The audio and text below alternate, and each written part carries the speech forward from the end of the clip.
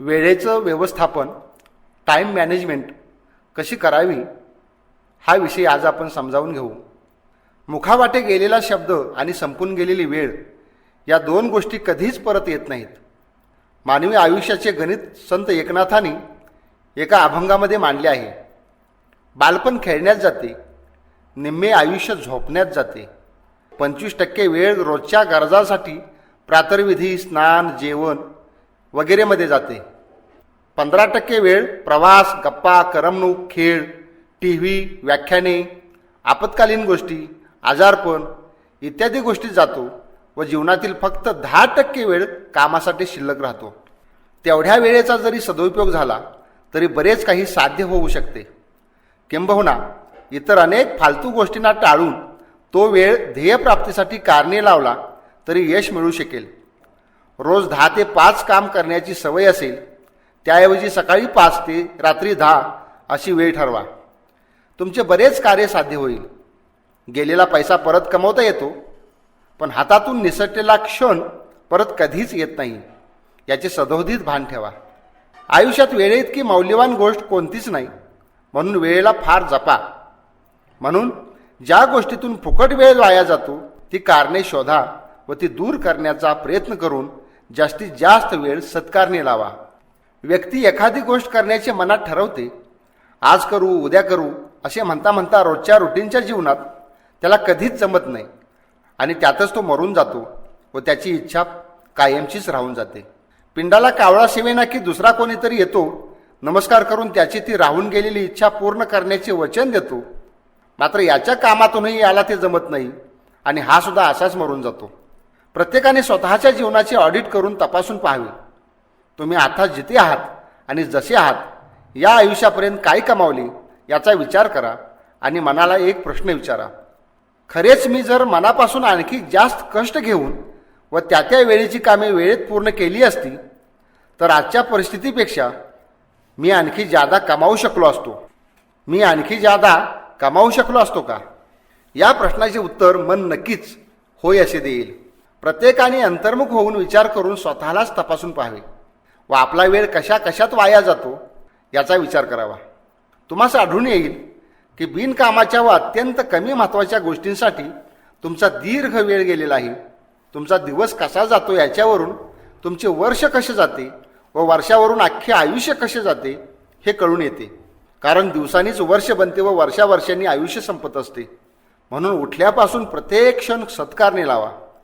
जीवनात रोजची नित्य व नैमित्तिक कर्मे असतात, ती तर करावीच लागतात, पण ती करीत असतानाही ती किती वेळात पूर्ण करावीत आणि पटकन कसे तयार व्हावे याचीही सवय लावून घेतली पाहिजे.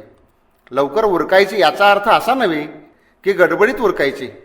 कोणतेही काम शांत चित्ताने ध्यानपूर्वकच करावे, पण त्यात अळमटळम करीत बसू नये. सुव्यवस्थित व योग्य वेळेतच पूर्ण करावे. साधे स्नान करायचे उदाहरण घ्या. केवळ कावळ्याप्रमाणे उरकू नये व पाण्यात खेळतही बसू नये. काही असेही लोक पाहण्यात आहेत की त्यांना स्नान करायला 1 ते 1.5 तास लागतो. म्हणजे वर्षातील पूर्ण 1 महिना व 50 वर्षांचा विचार केला तर 4 वर्षांचा वेळ पूर्ण जागेपणातील अत्यंत महत्त्वाचा, ज्याला आपण जीवनातला प्राईम टाईम असा म्हणतो, असा वेळ केवळ अंगावर पाणी ओतून घेण्यात व पाण्याशी खेळण्यात जातो. आयुष्यातील अनेक वर्षे वाया जातात ती अशी. याचा अर्थ असा नाही की स्नानच करू नये. रोजच्या रोज स्नान स्वच्छपणे करावे, पण सर्वांग स्वच्छ करायला लागणारा वेळच वापरावा. जीवनात अशा अनेक बारीक सारीक गोष्टी पाहिल्या तर जीवनातले वर्षेच्या वर्षे फुकट निघून जातात आणि एके दिवशी आयुष्य संपून जाते. जे करायचे आहे ते राहून जाते. अनेक इच्छा अधुऱ्या राहतात. कर्तृत्वाला अंकुर फुटायचा राहून जातो. यशाची चव चाखायला मिळत नाही आणि मग जीवनात येऊन काय मिळवले, काय कमवले याचा हिशोब येतो शून्य. अनेक जणांच्या बाबतीत संबंध जीवनाचे ऑडिट काढले तर जगाला काहीतरी देऊन बेरजेत येण्याऐवजी स्वतःवरच कर्ज घेऊन मरतात. ज्याला जीवनात काहीतरी कमवायचे आहे, काहीतरी आगळे वेगळे करायचे आहे, जगाला काहीतरी द्यायचे आहे, त्याने मात्र वेळेचे व्यवस्थित नियोजन करून त्याचे काटेकोरपणे पालन केले पाहिजे. वेळेचे काय होते, आपली वेळ नेमकी कुठे कुठे व कशा कशात जाते याचा विचार प्रत्येकाने करावाच. पण त्याशिवाय सर्वसाधारणपणे वेळ जाण्याची काही स्थळे शोधून त्याविषयी व्यवस्थित नियोजन करायची आपण सवय लावून घेतली पाहिजे. वेळ वाया का जातो, कुठे जातो याची जर आपण कारणे तपासली तर ती पुढीलप्रमाणे आपल्याला आढळून येतात. मूड नसणे. काही कामे थोडी किचकट व गुंतागुंतीची असतात, तरीही ती करावी लागतातच. काही गोष्टींची पूर्तता केल्याशिवाय पुढे जाताच येत नाही. ज्याची पूर्तता करायची असते तेच जर किचकट असेल तर त्याची टाळाटाळ केली जाते. मग आधीचे होत नाही म्हणून पुढचेही होत नाही व सर्वच काम थांबून राहते. तेव्हा हा मूढी स्वभाव बदलला पाहिजे. मूडपेक्षा कर्तव्य आहे असा भाव बाळगला पाहिजे. तोचतोपणा. अनेक कामे अशी असतात की ती सारखी करावी लागतात. कामात तोचतोपणा येतो, त्यातील नाविन्य संपते व रस आटतो आणि आवडही कमी होत जाते. मग ते काम टाळण्याची वृत्ती वाढते किंवा वेळ खाऊपणा केला जातो किंवा ते कामच बंद केले जाते. आगंतुक येणारी मंडळी. भेटण्यास जाण्यापूर्वी आगाऊ सांगून किंवा कल्पना देऊन थोडक्यात अपॉइंटमेंट घेऊन भेटीस जाण्याचा शिष्टाचार आपल्याकडे फारसा पाळला जात नाही. अशा आगंतुक माणसामुळे बराच वेळ वाया जातो. शिवाय हातातले काम सोडून त्यांचे स्वागत करावे लागते. अशा माणसाशी थोडे बोलून कामाची कल्पना देऊन लगेच कामास लागावे किंवा त्यांचा उपयोग करून घ्यावा. रिकामटेकडे मित्र. अनेक मित्र असे असतात की त्यांना काही कामच नसते, धंदा करीत नाहीत, नोकरी नसते. ही ऐत खाऊंची फौज उनाडक्या करायला मोकळीच असते. असे लोक कामात तर मदत करीत नाहीतच, उलट आपला वेळ खाण्यासाठीच व त्यांचा टाइमपास करण्यासाठीच ते येत असतात. अशा लोकांना टाळावे किंवा त्यांना काम द्यावे. काम करण्याचा त्यांचा मजदूर नसेल तर अशांची मैत्रीच करू नये. शक्यतो यशस्वी कामसू, कामाला उपयोगी व उपकारक ठरणाऱ्या लोकांशीच मैत्री करावी. त्यातही ते सज्जन असावेत. मैत्री सज्जनांचीच करावी. केवळ टाइमपास करण्यास येणाऱ्यास नम्रपणे दूर करावे. अनियोजित काम. आपल्या वेळापत्रका व्यतिरिक्त कामे मध्येच उपटतात. अशी कामे इच्छा नसतानाही पूर्ण करावी लागतात. मात्र अशा कामाबद्दल नेहमी सावधगिरी बाळगावी व आपले राहिलेले काम लगेच पूर्ण करण्याचा प्रयत्न करावा. एकलपायीपणा. कामे उरकण्यासाठी माणसांची एक टीम असावी लागते. प्रत्येकाला ज्याची त्याची कामे वाटून देऊन त्याची त्याने पूर्ण करावीत अशी अपेक्षा असते. मात्र बऱ्याचदा अशी लायक माणसेच भेटत नाहीत किंवा त्यांना सांभाळण्याची आपली ताकद नसते. त्यामुळे सर्व कामांचा बोजा एकट्यावर येऊन पडतो. समजा 25 पत्रे लिहून पाठवायची असतील तर हाताखाली एखादा माणूस असेल तर त्याला एकदम मजकूर सांगून व पत्रे देऊन ते काम करून घेता येते. त्यातून आपला तासाभराचा वेळ सहज वाचू शकतो. वाट पाहणे. वाट पाहण्याचे अनेक प्रकार आहेत. कोण माणसांची वाट पाहतो, कोण मुले मोठी होण्याची वाट पाहत असतात, कोण विशिष्ट वेळ येण्याची वाट पाहत असतात. अशा प्रकारे वाट पाहण्यातच बराचसा वेळ बिनकामाचा जातो. वाट पाहण्याचा आणखी एक प्रकार आहे, तो म्हणजे कोणीतरी येणार असते व त्याची आपण वाट पाहत असतो. हा प्रकार तात्कालिक असतो. वाट पाहण्यात जाणारा वेळ शिक्षा भोगण्यासारखा असतो. तो येतो म्हणालेला येणार असतो, त्याचाच विषय डोक्यात असतो, दुसरे काही सुचतच नाही. व तो कधी येईल याचा भरवसा नसल्याने दुसरे कामही हातात घेता येत नाही. मात्र कोणीही खास वाट पाहण्यात वेळ वाया घालवू नये. जो येणार असतो तो यायच्या वेळी येईल, तोपर्यंत आपण आपल्या हातातले काम चालू ठेवावे. कारण तो येईपर्यंत छोटी छोटी 1-2 कामे उरकून आपण त्याच्या स्वागताला मोकळे होतो. अनावश्यक गोष्टी. ज्या गोष्टींचा आपल्या ध्येयाशी कसलाही संबंध नसतो अशा अनावश्यक गोष्टी करण्यात फार वेळ जातो. उदाहरणार्थ, उद्या काहीतरी महत्त्वाचे काम असते, पण उद्याच भारत-पाकिस्तान क्रिकेटची मॅच असते. कित्येक उद्याचे काम परवावर टाकून दिवसभर त्या टीव्ही समोर बसून असतात. खेळणारे खेळतात, पैसे कमावणारे कमावतात, मात्र कोट्यावधी लोकांच्या अब्जावधी कामाच्या तासांचे वाटोळे होते. कित्येकांना तर टीव्हीचे व्यसनच जडते. विशेषतः स्त्रियांना ते फार असते. असे अनेक कुटुंबे आहेत की ते सकाळी उठल्या उठल्या टीव्ही चालू करतात, ते रात्री झोपतेवेळी बंद करतात. मनाला विरुंगळा म्हणून थोडीशी करमणूक पण हवीच, पण याचा अर्थ असा नव्हे की तेच जीवनाचे सर्वस्व व्हावे. तसेच अनेक मुले मुली अनेक प्रकारच्या पदव्यांच्या मागे लागतात. 17 विषयात MA होतात, BEd होतात, MAd होतात, पुन्हा LLBला ॲडमिशन घेतात. शिवाय ते झाले की PhD आहेच. पुढे काय करायचे हेच ध्येय जर डोळ्यासमोर नसेल तर त्यांची अशी अवस्था होते. आपले ध्येय डोळ्यासमोर ठेवून त्याचाच साकल्याने विचार करून नेमक्या त्याच दिशेने प्रवास झाला पाहिजे. दोरी तुटलेल्या पतंगाप्रमाणे कुठेही जाण्यात काय अर्थ आहे. सोनेरी स्वप्ने. स्वप्ने अवश्य पाहावीत.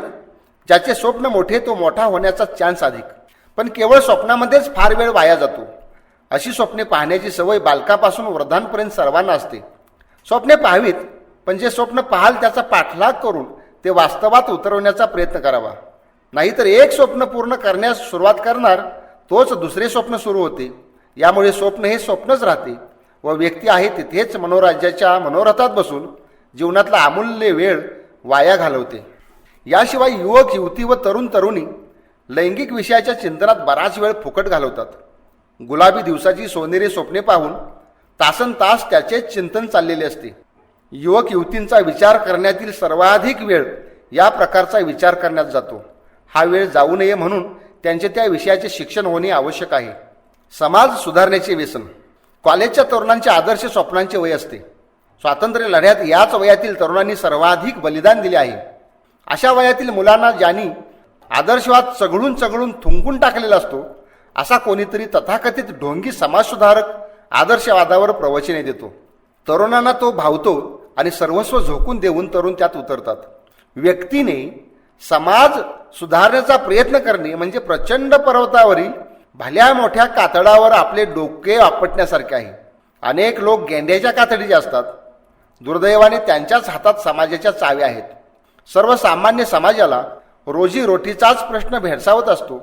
ज्यांच्यासाठी आपण काम करतो त्यांनाच त्याची जाणीव नसते इतके ते अजूनही अज्ञानात आहेत. आणि ज्यांच्या विरोधात काम करतो त्यांची शक्ती इतकी प्रचंड असते की पर्वताला आपल्या हातातील लहान दगड फेकून मारावा असा तो प्रकार घडतो. त्यामुळे परिस्थितीत काहीच फरक पडत नाही, उलट आपले जीवन फुकट बर्बाद होते. अशाच वेड्या आदर्शाच्या मागे लागून माझी ऐन उमेदीची 15 वर्षे वाया गेली. आज देशात अनेक संघटना पसरलेल्या आहेत. त्यांचे संचालक तरुणांचा वापर करून स्वतः मोठे होतात. उपयोग संपला की चक्क फेकून देतात. त्या दुर्दैवी तरुणाला जीवनाची सुरुवात नव्याने करावी लागते. जसा एखादा कैदी तुरुंगातून सुटून यावा व नव्याने जीवनाला सुरुवात करावी लागते, तसेच संघटनेतील मुलांचे सांसारिक जीवन उद्ध्वस्त होत असते. याशिवाय एखादा अपवाद वगळता अशी एकही संघटना नाही की जी कुणाचा ना कुणाचा द्वेष करायला शिकवित नाही. या द्वेषामुळे तरुण आतल्या आत जळत असतो. काही तरुणांची माथी भडकावून त्यांच्या हातात पेटते पलिते दिले जातात आणि आपल्याच बांधवांची घरे जाळायला सांगितले जाते. तथाकथित धार्मिक, सांप्रदायिक, पुरोगामी, राजकीय, आधुनिक श्रद्धेची, अंधश्रद्धेची, व्यसनमुक्तीची किंवा आध्यात्मिक कोणत्याही प्रकारची संघटना असो, युवकांनी अशा संघटनांपासून स्वतःला समंजसपणे वाचवले पाहिजे. संत तुकाराम महाराज म्हणतात, संघटने येती अंगा, गुण दोष मनभंगा. याचा अर्थ असा नव्हे की समाजासाठी काहीच करू नये. समाजासाठी बरेच काही करा, पण कुणाचा द्वेष करू नका. संघटना म्हटली की तिथे एकांगी भूमिका व कुणाचा ना कुणाचा तरी द्वेष हा आलाच. म्हणून संघटनांना टाळावे. समाजासाठी भरपूर करा, मात्र स्वतः अनाथ राहून तुम्ही अनाथाश्रम नाही चालवू शकत. समाजाला देण्यासाठी तरी तुमच्याकडे किमान काहीतरी असायला हवे. महात्मा फुलेंनी एवढे मोठे कार्य केले, पण त्यांनी स्वतः उदरनिर्वाहासाठी अनेक उद्योग व्यवसाय केले. त्यात त्यांनी भरपूर पैसा कमवला व तो समाजाच्या शिक्षणासाठी वापरला. समाज सुधारक स्वतःच समाजाला भार होऊन कसला समाज सुधारणार? म्हणून जो समाज सुधारण्याच्या कामाचा कांगावा करतो त्याचे स्वतःचे उदरनिर्वाहाचे साधन काय आहे ते तपासा. अपवाद वगळता सगळेच्या सगळे समाज वृक्षावर उगवलेली बांडगुळी आहेत असेच तुम्हाला दिसून येईल. यात भारतातील कोणत्याही बुवाबाबापासून पुरोगाम्यापर्यंत सगळेच आले. समाज कार्यच करायचे असेल तर रचनात्मक करा. तोडफोड व द्वेष का म्हणून करायचा? जसे घोड्यावर घोडदौड चांगली करायची असेल तर मांड मजबूत असावी लागते, तसे समाजकार्य करण्यासाठी प्रथम तुमची मांड भक्कम हवी. एक अनुभव घेऊन बघा. दिवसभर समाजकार्य करा, संध्याकाळी तू जेवलास का असे किती जण विचारतात ते पहा. बहुधा कोणीच विचारणार नाही. माझी 15 वर्षे अशा प्रकारच्या अनेक संघटनाशी संबंधित गेली. 15 वर्षांचे फलित हातात मावेना एवढा भोपळा आला. अनेक मित्रांनी सांगूनही आदर्शाच्या वेडापायी मी कुणाचे ऐकले नव्हते आणि शेवटी हेच फळ काय मम तपाला असे म्हणण्याची वेळ आली. ऐन उमेदीची 15 वर्षे वाया गेली. जशी माझी वर्षे वाया गेली तशी तुमची कुणाची जाऊ नयेत म्हणूनच मी हा अनुभव सांगितला आहे. अमेरिकेचा शोध लावणारा वास्को द गामा याने आपल्या मुलाला शेवटी एक पत्र लिहिले आहे, ते एकदा वाचा. त्याला अंती घोड्याचे लीद खाऊन दिवस काढावे लागले. कोणीही मदत केली नाही. सगळे आयुष्य त्यांनी अफाट दर्यादिलपणे घालवले होते. म्हणून सावधान. फसवणारे व तुमच्या जीवनातील वेळ वाया घालवणारे तुमच्या शेजारी किंवा आसपास असतील त्यांना 4 नव्हे तर 10 हात दूर ठेवा. वेळ जाण्याची आणखीन काही कारण आहेत. ध्येयामध्ये बदल होणे. प्रथम एक ध्येय ठरवलेले असते, त्यासाठी बराच वेळ देऊन कार्य केलेले असते. नंतर ध्येय बदलले जाते व पहिल्या ध्येयासाठी दिलेल्या वेळातून आलेला काही अनुभव सोडला तर बाकीचा वेळ फुकट जातो. चालढकलपणा. प्रत्येक काम वेळेच्या वेळी पूर्ण केले पाहिजे. अजून वेळ आहे, करू नंतर असे म्हणून कामाचा कंटाळा केला जातो व मग सर्वच कामे अंगावर येऊन पडतात. त्यातून तारांबळ उडते व अनेक कामात बिघाड निर्माण होतो. म्हणून ही वृत्ती टाळली पाहिजे. चालढकलपणा काहीही कामाचा नाही. चुकीच्या सवयी. व्यक्ती अनेक घाणेरड्या सवयी लावून घेते. उशिरा झोपणे व मग उशिरा उठणे. उशिरा उठल्याने संपूर्ण दिवस आळसात जातो. वाचनाचा कंटाळा करणे, परिपूर्ण अभ्यास न करणे, टीव्हीच्या मालिका पाहत बसणे, नको त्या विषयावरच्या गप्पा मारीत बसणे, अशा प्रकारच्या अनेक सवयी असतात. गप्पा मारण्यातच अनेकांचा दिवस कधी संपला तेही कळत नाही. याशिवाय दारू, सिगारेट, चरस, गांजा, अफू, हॉटेलिंग, पिक्चर्स अशा प्रकारच्या वाईट व घातक व्यसनांनी वेळ तर जातोच पण जीवनही बर्बाद होते. म्हणून नेहमी व्यसनापासून दूर राहा. आजारपण ही एक न सांगता मध्येच उपटणारी आपत्ती आहे. म्हणून प्रकृतीची काळजी घेऊन आजारीच पडू नये, त्यासाठी योग्य व्यायाम, योगासने व योग्य आहार ठेवून प्रकृती नेहमी तंदुरुस्त ठेवावी. उत्तम प्रकृती म्हणजे जाडजूड किंवा मोठी प्रकृती नव्हे, तर ज्याची रोगप्रतिकारक शक्ती उत्तम आहे तीच प्रकृती चांगली असते, खऱ्या अर्थाने तंदुरुस्त असते. त्यासाठी मोकळ्या हवेत फिरावे, सात्विक अन्न खावे व नियमित व्यायाम या गोष्टी अत्यंत महत्त्वाच्या आहेत. ठरवलेल्या वेळी कृती करणे. वेळापत्रक तयार करून त्याप्रमाणे कृती कराव्यात, पण बऱ्याच वेळा ठरवल्याप्रमाणे कृती वेळच्या वेळी होत नाही. अनंत अडचणी उभ्या राहतात. त्या सर्वांवर मात करून ते पूर्ण करावे लागते. हे ज्याला जमते तोच यशस्वी होतो, नाहीतर सर्वच यशस्वी झाले असते. पण तसे होत नाही, कारण सर्वजण या अडचणींवर मात करीत नाहीत. म्हणून यशस्वी होणाऱ्याने सर्व प्रकारच्या अडचणीवर मात करून ठरवलेल्या गोष्टी वेळच्या वेळी पूर्ण केल्या पाहिजेत. त्यासाठी पुढील गोष्टी करा. नेहमी वेळेची बचत करा. जशी आपण पैशाची बचत करतो तशीच वेळेची बचत करायला पाहिजे. म्हणजे बचत करण्यामध्ये पैशाची बचत, श्रमाची बचत आणि वेळेची बचत या 3 गोष्टी अत्यंत महत्त्वाच्या आहेत. वेळ प्रसंगी ठामपणे नाही म्हणायला शिका. चालढकलपणा टाळा. रोजच्या रोज कामाचा आढावा घ्या. स्वतःवर एक शिस्त पाळून घ्या आणि ती कडकपणे अंमलात आणा. चिंता, काळजी, तणाव, भीती, दिवास्वप्ने अशासारख्या गोष्टीत वेळ घालवू नका. काम करू असं म्हणण्यापेक्षा प्रत्यक्ष कामाला सुरुवात करा. वाट पाहण्यात अजिबात वेळ घालवू नका. टीव्ही पासून होता होईल एवढे दूर राहा. प्रवासात कल्पकता लढवून नव्या नव्या योजनांचा विचार करीत राहा. घेतलेली वस्तू जागच्या जागी ठेवा, म्हणजे परत तुम्हाला शोधायला वेळ जाणार नाही. आवश्यक नसतील त्या भेटी टाळा व भेटणारेही टाळा. वेळच्या वेळी निर्णय क्षमता दाखवा. पाठीमागं झालेल्या चुकांची परत पुनरावृत्ती करू नका. सरावाने प्रत्येक कामात वेग आणा. पाल्हाळिकपणे व वेळ खाऊ बोलू नका. रोजच्या कामांची यादी तयार करून ती कामे पूर्ण करा. हातातले काम अर्धवट टाकून दुसऱ्या कामाला सुरुवात करू नका. आरोग्य तंदुरुस्त ठेवा. महत्त्वाची, कमी महत्त्वाची, तातडीची व सावकाश करता येणारी अशी कामांची वर्गवारी करून त्याप्रमाणे नियोजन करा व ती कामे वेळेत पूर्ण करा. वेळ अत्यंत बहुमूल्य आहे, त्याचा सदुपयोग करा. तुमचे ध्येय तुमची वाट पाहत आहे. प्रत्येक कार्य वेळेतच पूर्ण करून त्या ध्येयाकडे झेप घ्या. मध्येच काय रमून जाता आणि फुटकळ गोष्टीत वेळ वाया घालून जीवनाचे मातेरे करून घेता. चला आत्ताच या क्षणी सुरुवात करा. काम तुमची वाट पाहत आहे. कृती आणि वेळेचे नियोजन करावे. अनेकांना अनेक गोष्टी साध्य करायच्या असतात, त्यासाठी कोणती गोष्ट कधी करावी हेच कळत नाही. नेमकेपणाने सुरुवात करता येत नाही, म्हणून कृती व वेळ यांचे योग्य नियोजन करणे महत्त्वाचे आहे. ते कसे करायचे ते पाहू. प्रथम काय काय साध्य करायचे आहे व अंतिम ध्येय काय आहे हे सर्व कागदावर लिहून काढले पाहिजे. त्याचे सुस्पष्ट चित्र डोळ्यापुढे येईल. त्यानंतर त्यांना प्राधान्यक्रम द्यायचा आहे. प्राधान्यक्रम देताना साधारणतः पुढील गोष्टी महत्त्वाच्या ठरू शकतील. 1. सर्वात निकडीची कोणती कृती करणे भाग आहे, म्हणजे सर्वात महत्त्वाचं काय आहे. सर्वप्रथम काय केले पाहिजे, त्यासाठी किती वेळ उपलब्ध आहे, कोणकोणती साधने आहेत, त्यावर किती पैसे खर्च करता येतील, आपले बजेट किती आहे, सध्याच्या स्वीकारलेल्या जबाबदाऱ्या कोणकोणत्या आहेत, बाहेरून पूरक अशी मदत कोठून व किती मिळू शकेल, त्या कृतीसाठी सध्या परिस्थितीची अनुकूलता किती आहे, साधारणतः या गोष्टींचा विचार करून कृतीची कार्यवाही करायची व लगेच कोणती कृती करता येणे शक्य आहे त्याचा विचार करून तिला पहिला क्रम द्यायचा. अशा पद्धतीने साध्य करायच्या गोष्टी एक एक करून लिहून काढायच्या. प्रत्येक कृतीला किती वेळ लागेल याचा विचार करून तिच्यापुढे तेवढा वेळ द्यायचा.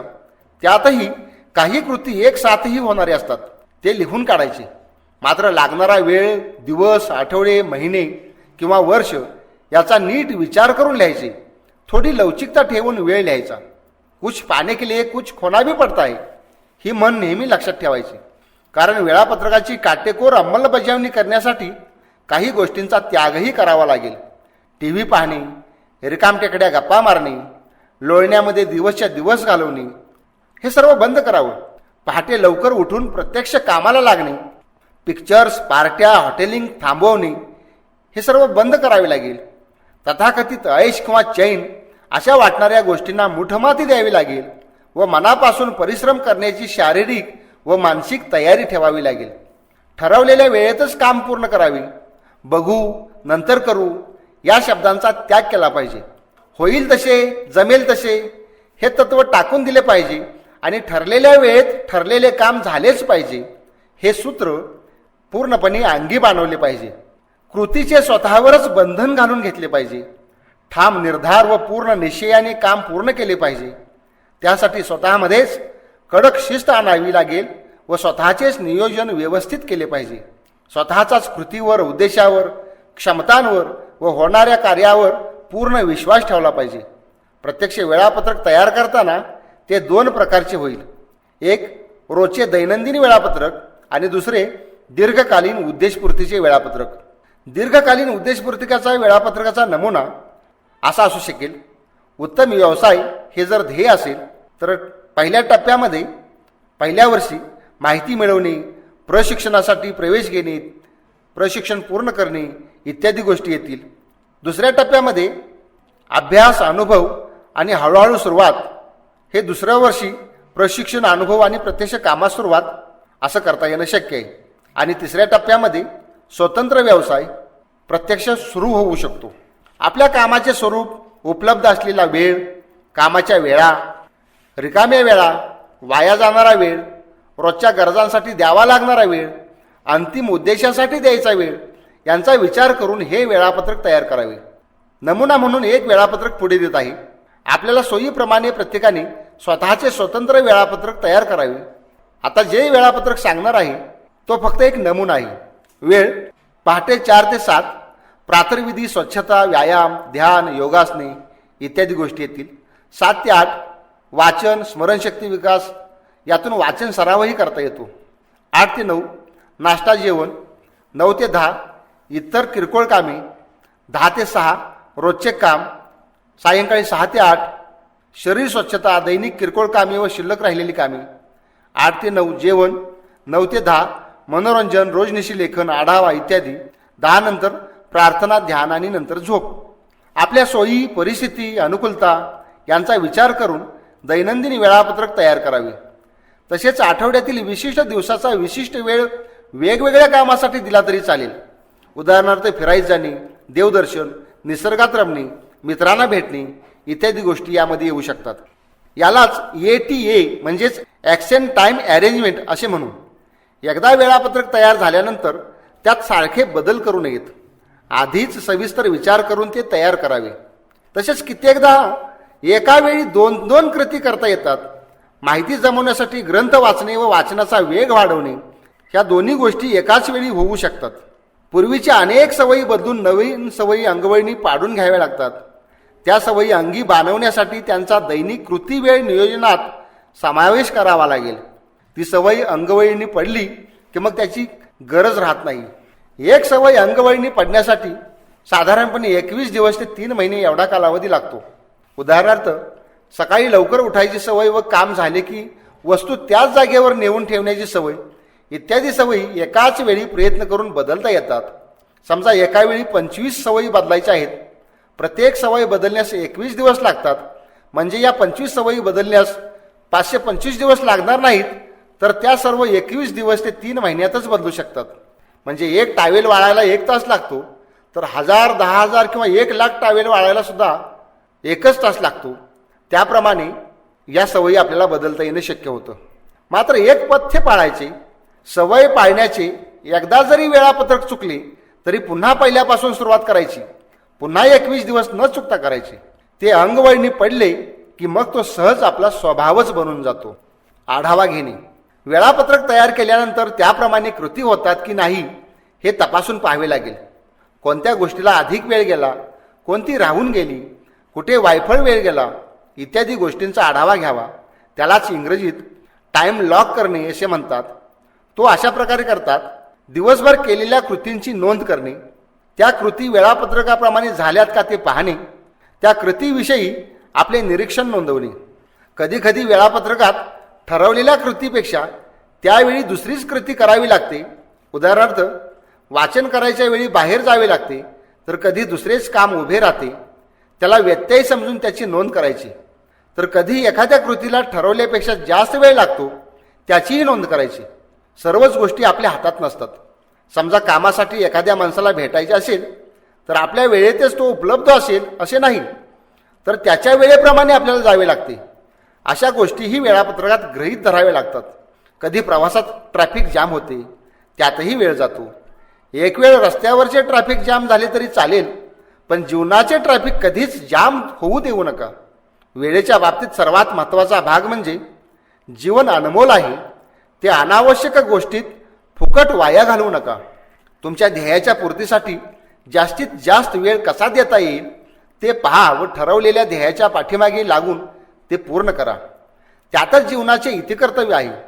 वेळेचे नियोजन करायचे आहे, तेही ध्येय प्राप्त करून घेऊन यशस्वी व्हावे म्हणून व ठराविक शिस्त असल्याशिवाय ध्येय प्राप्त होणे अवघड आहे. म्हणून वेळेला जपा, तिचा जास्तीत जास्त सत्कारने उपयोग करा. दिवा जिकडे जातो तिकडे प्रकाश घेऊन जातो. तसे तुम्ही जिथे असाल तिथे ध्येयाच्या अनुषंगाने कार्य करीत राहा, म्हणजे ते साध्य होईल. महात्मा गांधीजी म्हणाले होते, सत्याचा शोध व आत्म्याची मुक्ती हे माझे ध्येय आहे. मी राजकारणात पडलो त्याचेही कारण तेच आहे. राजकारणातही गांधीजी सत्याला शोधत राहिले, सत्याचे प्रयोग करीत राहिले. म्हणून जिथे असाल तिथे तुमच्या ध्येयाचा पाठलाग करा. मग सर्व वेळ हा ध्येयासाठीच खर्ची पडेल. एक तत्व लक्षात ठेवा, सेव्हिंग टाइम इज सेव्हिंग मनी. वेळेची बचत म्हणजेच संपत्तीची बचत करणं होय. तुम्ही थोडं निरीक्षण करून पहा, सर्व उच्च स्थानी असणाऱ्या यशस्वी झालेल्या माणसामध्ये एक समान धागा, एक समान गुण आढळतो. तो असतो त्यांची कार्यकुशलता.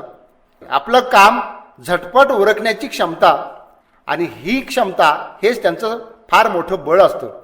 आपल्या सर्वांनाच उपलब्ध असणाऱ्या वेळेला मर्यादा आहेत. या वेळेचा योग्य आणि अचूक उपयोग करणं ही गरजेची गोष्ट आहे. याशिवाय आपल्याला जे काही साध्य करायचं आहे, जे ध्येय प्राप्त करून घ्यायचं आहे, ते साध्य करता येणार नाही. कारण वेळ ही ठराविकच असते.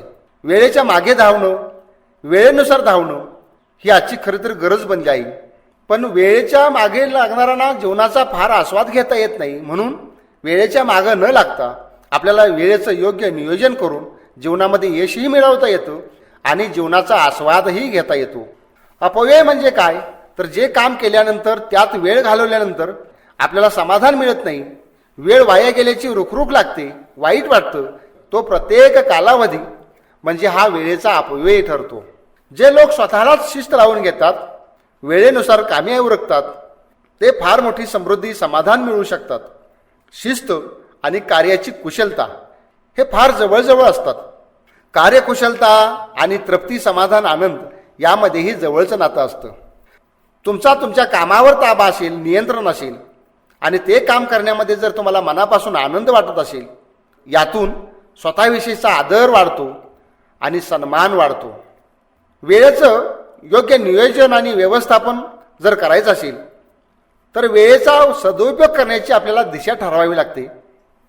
म्हणजेच आपल्या आयुष्याचं आपल्याला ध्येय ठरवावं लागतं. आणि त्या ध्येयाच्या पूर्तीसाठी ज्या काही गोष्टी, जी उद्दिष्ट असतील ती निश्चित करावी लागतात. आपल्याला जीवनामध्ये मला आनंदानं जगायचं आहे, माणुसकीपूर्ण जगायचं आहे, इतरांच्या जीवनामध्ये आनंद वाढवण्याचं काम करायचं आहे, हे सर्वात उत्तम ध्येय आहे.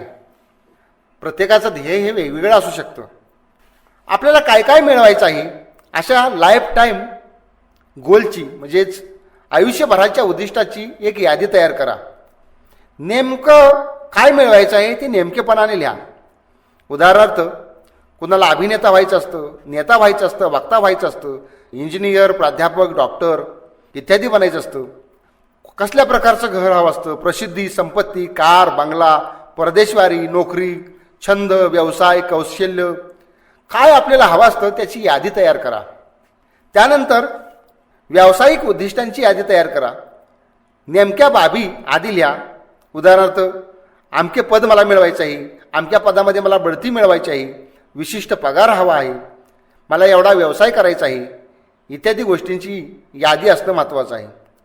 आणि तिसरा भाग आहे की शॉर्ट टर्म गोल्स, म्हणजे विशिष्ट कालावधीमध्ये, काळाच्या विशिष्ट मर्यादेमध्ये ते ध्येय आपल्याला गाठायचं असतं. नेमकेपणानं विश्वासार्ह आणि साध्य होऊ शकणारी अशी विशिष्ट कालावधींची उद्दिष्ट ठरवावीत. ज्या गोष्टी तुम्हाला हव्या आहेत आणि ज्याकरता तुम्ही कष्ट घ्यायला पूर्णपणे तयार आहात अशा गोष्टींची यादी तयार करा. म्हणजे समजा येत्या 5 वर्षामध्ये तुम्हाला काय मिळवायचं आहे त्याची यादी करा. त्यानंतर येत्या वर्षभरात तुम्हाला काय हवं आहे, काय प्राप्त करून घ्यायचं आहे त्याची यादी करा. येत्या 6 महिन्यामध्ये काय साध्य करायचं आहे त्याची यादी करा. या सर्वांची यादी करून या भागातील अत्यंत महत्त्वाचे 3 आणि 4 असे गोल्स निवडा. ते मोठ्या हस्ताक्षरात लिहून काढा. रोज तुम्हाला दिसतील अशा ठिकाणी लावून ठेवा आणि रोज यावर किमान 2दा नजर खेळवा. म्हणजे किमान 2दा तरी ते वाचा. तुमचं नेहमीचं काम करीत असताना, रोजचं काम करीत असताना मी माझ्या उद्दिष्टासाठी काम करतोय का आणि हे काम करून मी माझ्या उद्दिष्टाच्या जवळ जाणार आहे का याचा विचार करा. त्या दिशेनं माझी वाटचाल सुरू आहे का हा प्रश्न स्वतःला विचारा. उत्तर जर होकारार्थी असेल तरच ती कामं उत्साहानं पूर्ण करा आणि उत्तर जर नकारार्थी असेल तर त्या कामासंबंधी थोडासा पुन्हा विचार करा. आवश्यक वाटल्यास त्या कामापासून स्वतःला परावृत्त करा आणि स्वतःचं काम बदला. सर्व प्रकारची कामं साधारणपणे ही 5 प्रकारामध्ये मोडतात. पहिला प्रकार आहे इम्पॉर्टंट अँड अर्जंट, म्हणजे अति महत्त्वाचं आणि तात्काळ जरुरीचं असणारं काम. हे काम केल्याशिवाय सुटकाच नसते. ते लवकरात लवकर करणं जरुरीचं असतं. उदाहरणार्थ, लाईटचे बिल भरायचं आहे, दाढ दुखत्या त्यासाठी दवाखान्यात जायचं आहे, आयकर भरायचा आहे, गाडी दुरुस्त करून आणायची आहे, उद्या भाषणाची तयार करायची आहे, आजच्या आज लेख तयार करून द्यायचा आहे. या प्रकारची कामं यामध्ये येतात. पण पहिल्या वर्गातली ही कामांची यादी कमीत कमी ठेवा. दुसऱ्या वर्गातली कामं या वर्गात अजिबात येऊ देऊ नका. किंवा ध्येयपूर्तीच्या कामं करीत असताना ही कामं कशी होतील याचा विचार करा. उदाहरणार्थ, तुम्हाला तुमच्या ध्येयाच्या पूर्तीसाठी कोणाची अपॉइंटमेंट घ्यायची आहे आणि त्याच्याशी चर्चा करायची आहे, तर जाता जाता रस्त्यामध्ये लाईट बिल भरून तुम्हाला पुढे जाता येणं शक्य आहे. अशा कामाची थोडी वाटणी केली तर ही अर्जंट आणि अतिमहत्त्वाची कामं जाता जाता सुद्धा होऊ शकतात. दुसरा प्रकार येतो इम्पॉर्टंट बट नॉट अर्जंट, म्हणजे महत्त्वाचे पण तात्काळ करण्याची गरज नसलेले काम. खरं तर आयुष्यामध्ये खरंच महत्त्वाची असलेली बरीच कामं ही अर्जंट नसतात. ती आता किंवा नंतर कधीही करता येतात. बऱ्याच कामाबाबत तर नेहमीच पुढे ढकलत जातात. इथेच खऱ्या वेळ व्यवस्थापनाची गरज निर्माण होते. उदाहरणार्थ, विशिष्ट प्रकारचा अभ्यासक्रम निवडणे, एखादा लेख लिहायचा असेल, एखादी भाषा शिकायची असेल, एखादा कुठला तरी गुण आत्मसात करायचा असेल, छंद कौशल्य जोपायचं असेल, मेडिकल चेकिंग करायचं असेल, कुणाला काही सूचना सांगायच्या असतील, आरोग्याचं आहाराचं काही नियोजन करायचं असेल, मुलांच्या विषयी काही त्यांच्या करिअरविषयी चर्चा करायची असेल, पुस्तक लिहायचं असेल किंवा कुठला एखादा छंद जोपायचा असेल, अशी कामं महत्त्वाची असतात. पण ती तात्काळ गरजेची इतकी गरजेची नसतात. यावरील गोष्टीपैकी सगळ्या गोष्टी महत्त्वाच्या असतात, पण त्या रेंगाळत पडलेल्या असतात. मनाचा निश्चय करून, निर्धार ठेवून, त्यासाठी वेळ ठरवून आखून तुम्ही ती कामं केल्याशिवाय ती होणार नाहीत आणि ती आयुष्यभर तशीच पडून राहतात. म्हणून वृद्धावस्थेमध्ये म्हातारपणे अनेक लोक पेपरमध्ये रखानीच्या रखाने लिहितात की माझी राहून गेलेल्या कामांची यादी, आणि ती त्यांच्या जीवनाची यादी फारच लांबलचक असते. या ठिकाणी प्रत्येक गोष्ट ठरवून पार पाडण्यातूनच कार्यकुशल व्यक्ती सिद्ध होत असते. म्हणजे प्रत्येक गोष्टीला ठराविक वेळ देऊन आणि त्याप्रमाणे ते काम करून आपल्याला ते काम पूर्ण करता येते, ते ध्येय प्राप्त करता येतं. किंबहुना ही न करू शकणारी व्यक्ती ती कार्यकुशल असू शकत नाही आणि जीवनामध्ये अनेक गोष्टी तिच्या तशाच राहून जातात. तिसरा प्रकार आहे अर्जंट बट नॉट इम्पॉर्टंट, तातडीचे पण महत्त्वाचे नसलेले काम. काही कामं आपल्या उद्दिष्टपूर्तीच्या दृष्टीनं फारशी महत्त्वाची नसतात. भिडे खातर, कोणाला हो म्हटल्यामुळं किंवा इतरांच्या आग्रहाखातर अशी कामं तुमच्यावर लादली जातात. पण या कामांना वेळेची मर्यादा असल्यामुळं ती तातडीची बनतात. उदाहरणार्थ एखाद्या नियतकालिकात लेख द्यायचा आहे, मंडळापुढे एखाद्या भाषण द्यायचं आहे, एखाद्या मिटिंगला जायचं आहे, एखाद्याचा कार्यक्रम आहे, एखाद्यानं सत्यनारायणाला बोलवलं आहे, मित्राचं शेजाऱ्याचं काही काम असेल, लग्नाला जायचं असेल, कुणाच्या बारशाला जायचं असेल किंवा कुठला समारंभ असेल, इत्यादी कामं महत्त्वाची नसतात पण ती तातडीची असतात. अशा प्रकारची कामं फार तातडीची भासतात म्हणून आपण ते अनेकदा पार पाडतो. पण जरा तटस्थपणे, वस्तुनिष्ठपणे जर आपण विचार केला तर अशा कामांना अत्यंत कमी प्राधान्य द्यायला हवं, कारण अशी कामं जीवनातला फार महत्त्वाचा वेळ खात असतात असं आपल्याला लक्षात येईल. कारण अशाच कामामध्ये आपला वेळ खूप जातो आणि त्यातील बराचसा वेळ फुकट जातो. म्हणून हुशार आणि कार्यकुशल माणसं या तिसऱ्या वर्गातील कामापासून स्वतःला वाचवतात.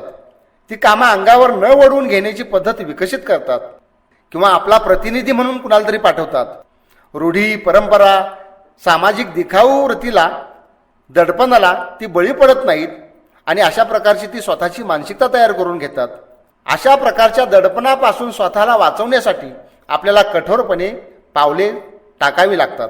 चौथा प्रकार आहे बिझी वर्क, डिव्हिजनरी, नायदर अर्जंट नॉर इम्पॉर्टंट. महत्त्वाचेही नाही आणि तातडीचे नाही अशा प्रकारची कामं. समजा तुम्ही काहीतरी लिहायला बसलाय आणि महत्त्वाच्या नोट्सच तुम्हाला मिळाल्या नाहीत, मग तुम्ही ते लिहिणं सोडून देता, कागदपत्र ठीक करत बसला, पुस्तकं नीट लावत बसला, त्यातच 2-3 तास निघून गेली, महत्त्वाचं लिहायचं होतं ते राहून गेलं. अशा प्रकारची कामं, महत्त्वाची कामं समोर असताना सुद्धा तशीच बाजूला सारतो आणि नको त्या गोष्टी काहीतरी करीत बसतो मध्येच. पण अशी कामं आपल्याला कधीही करता येतात, निवांतपणे केव्हाही आपण ते करू शकतो. त्यामुळं अशा कामात जाणारा वेळ आपण वाचवू शकतो. आपलं मन जर भक्कम ठेवलं तर हा जो वेळ जातो त्यातून आपण स्वतःची सुटका करून घेऊ शकतो. इथं स्वतःवर नियंत्रण ठेवण्याची आणि वेळ नियोजनाची अत्यंत गरज आहे. पाचवा भाग आहे वेस्टेड टाईम, म्हणजे वेळ घालवणारी, वेळ वाया घालवणारी, वेळ बिघडवणारी कामं. उदाहरणार्थ गप्पा मारणे, दुसऱ्यावर टीका करणे, कुणास तरी चारित्र्य हनन करणे, TV, सिनेमा पाहणं, वर्तमानपत्र नको इतकं वाचत राहणं. जे केल्यानंतर तुम्हाला वाईट वाटतं, हुरहुर वाटते, खंत वाटते, ते प्रत्येक काम हे वेळ वाया घालवणारं काम आहे. यापासून कठोरपणे स्वतःला वाचवा. वेळेचं व्यवस्थापन म्हणजे काय तर इम्पॉर्टंट आणि अर्जंट या पहिल्या वर्गातील कामांची यादी छोटी असणं आणि दुसऱ्या वर्गातील कामं म्हणजे इम्पॉर्टंट बट नॉट अर्जंट पहिल्या वर्गात दाखल न होऊ देणं. त्यासाठी आपण रोजच्या कामांची यादी करावी आणि ते 2 भागात त्याची वाटणी करावी. पहिला भाग निश्चित वेळ यादी करा, अपॉइंटमेंट्स, मीटिंग्स फिक्स करा. त्यानंतर टू डू लिस्टमध्ये या. आज करण्याची व उद्या करण्याची यादी प्राधान्यक्रमानुसार लिहा. पहिल्यांदा हे करायचं, नंतर दुसरं, नंतर तिसरं, नंतर चौथं, या पद्धतीनं करा. अर्जंट आणि इम्पॉर्टंट काय आहे, तसेच इम्पॉर्टंट बट नॉट अर्जंट अशा कामांना योग्य वेळ आखून द्या. प्रत्येक कामाला डेडलाईन ठरवा आणि अंतिम वेळ ही पूर्ण शक्तीनिशी राखावी. पूर्णपणे अट्टहासानं आग्रहपूर्वक ती अंमलात आणावी. रोज रात्री उद्याच्या कामाची लिस्ट तयार करून ठेवावी. आजच्या पूर्ण झालेल्या कामाचं म्हणजे आदल्या दिवशीच्या यादीनुसार मूल्यांकन करावं. म्हणजे काल केलेल्या कामांची यादी आज पूर्ण करावी. संध्याकाळी ती कामं पूर्ण झालीत की नाहीत याचा आढावा घ्यावा, मूल्यांकन करावं, मूल्यमापन घ्यावं, विश्लेषण करावं आणि उद्याच्या कामाची यादी आज संध्याकाळी तयार करून ठेवावी आणि त्याप्रमाणे ती उद्या पार पाडावीत. आज पूर्ण न झालेली कामं उद्याच्या कामाच्या यादीत लिहून काढावीत. पण असं नेहमी घडता कामा नाही, नाहीतर रोजच कालची कामं आज, आजची कामं उद्या, फक्त हे लिहिण्याचाच उद्योग होऊन बसेल. ती कामं करण्यासाठीच लिहिली जावीत. राहिलेली कामं उद्याच्या यादीत शक्यतो येता कामा नाहीत अशी पूर्णपणे दक्षता घ्यावी. वेळेच्या बाबतीत काही टिप्स महत्त्वाच्या आहेत. पार्किन्सनचा एक नियम आहे, काम पूर्ण करण्यासाठी जेवढा वेळ उपलब्ध असेल तेवढ्या वेळेच्या लांबीवर ते काम पसरत जातं. त्यामुळे प्रत्येक कामाला कमी वेळ उपलब्ध करून द्या, म्हणजेच ठरवून द्या, तर कमी वेळेत काम पूर्ण होईल. दुसरी टीप आहे एक्सलन्स अँड परफेक्शन. यामध्ये फरक करा. उत्तम काम करणं शक्य आहे, निरोगी आहे, समाधान देणार आहे. परफेक्शन, अचूकता शक्य असतेच असे नाही. नैराश्य निर्माण करणारं व अनारोग्य निर्माण करणारं आहे. म्हणून परफेक्शनच्या नादाला लागणारा माणूस स्वतःवर टेन्शन वाढवून घेतो, त्याचा बोजा वाहतो. म्हणून परफेक्शनच्या फारसं नादी लागू नका. जर तुम्हाला ताण येत असेल तर परफेक्शनचा आग्रह धरण्याऐवजी एक्सलन्सचा म्हणजे उत्तमपणाचा, दर्जेदारपणाचा आग्रह धरा आणि आपलं काम जास्तीत जास्त चांगलं करण्याचा प्रयत्न करा. जेवढा अधिक वेळ आपण पूर्ण नियोजनावर खर्च करतो तेवढा काम पूर्ण करण्यासाठी लागणारा वेळ कमी होत जातो. म्हणजे पूर्व नियोजन करणं किती महत्त्वाचं आहे हे तुमच्या लक्षात येईल. कारण पूर्व नियोजन जर योग्य असेल तर प्रत्यक्षात काम करायला लागणारा वेळ त्या पूर्व नियोजन करण्याच्या वेळेपेक्षा कमी वेळ लागतो. काम पुढे ढकलण्याची, उशीर करण्याची प्रवृत्ती अत्यंत वाईट आहे. त्यापासून नेहमी सावध राहा. त्याविरुद्ध खंबीरपणे ठरवून पावलं उचला आणि महत्त्वाची कामं पार पाडा. अशा प्रकारची मनोवृत्ती प्रयत्नपूर्वक व्यक्तिमत्व विकासाचं तंत्र वापरून बदला. काम अर्धवट सोडणं हा वेळेचा अपव्यय आहे. गुड टाईम मॅनेजमेंट असा आहे, yesterday is a cancel cheque, tomorrow is a promissory note and today is a ready cash, use it. आधाशीपणा, आळशीपणा, खंत करीत बसणं यासारखा दुसरा वेळेचा अपव्यय नाही. असं केलं असतं तर, असं झालं असतं तर, इफ, देन, बट इत्यादी कारणे सांगणे, बहाणे करणे हे सर्व काढून टाका. त्याच्याऐवजी नेक्स्ट टाईम हा शब्द जीवनकोशात सामावून घ्या. रोज नियमित डायरी लिहा. रोजच्या वेळ नियोजनाचं मूल्यांकन करा. वेळ वाया घालवणारे घटक कटाक्षपूर्वक टाळा आणि पूर्ण नियोजन करून काटेकोरपणे त्याची अंमलबजावणी करा. मग तुम्ही वेळेचं योग्य नियोजन करून त्याचं सोनं कराल. आणि ज्याला वेळ नियोजन करता येणं जमतं तो जीवनात यशस्वी होतो आणि तो जीवनाचं सोनं करतो. धन्यवाद.